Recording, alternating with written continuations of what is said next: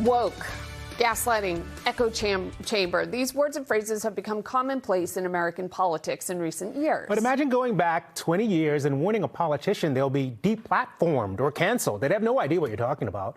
As times change, so too do the words we use to talk about current events. So NBC10 commentator Sue O'Connell is here. Sue, we asked you to come up with 3 words you think are going to be very common this year, and you want to let us know what they are. Tell us the first word you said is tariff. That's right. Now remember, President-elect Donald Trump campaigned on universal tariffs of 10, 20, or 25% on every product that enters the U.S. So a tariff, what is it? It's a word and a policy that's been around for centuries. Historians can trace its use to before the 16th century.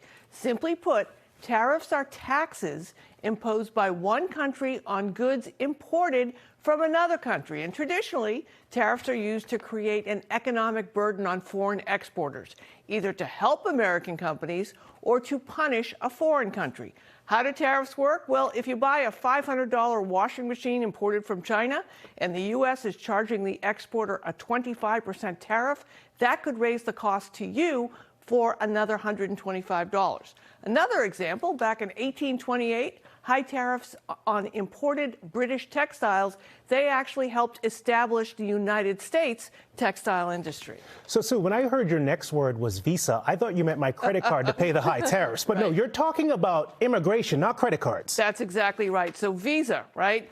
Trump has said on day one his administration is going to address immigration. An aspect likely to be considered is who gets which visas.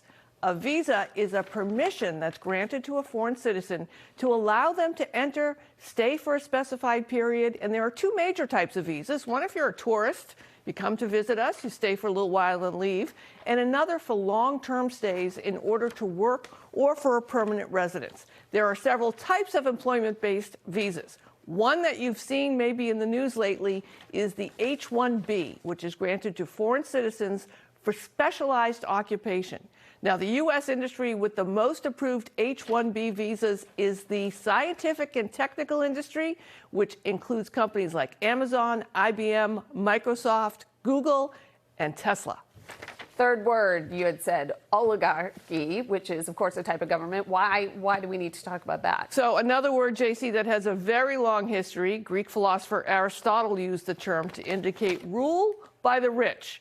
Today, it refers to a form of government where power is concentrated in the hands of a small group of people who are wealthy or related to people in power or who have military control of the government.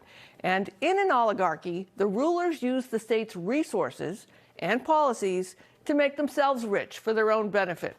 Russia, China, Iran, those are considered by experts to be oligarchies. 3 words from Sue O'Connell. And you get extra points for getting Aristotle into the newscast tonight. It's not easy to work in. No, nice job. It's not. Thank you very much. Thank you, Sue.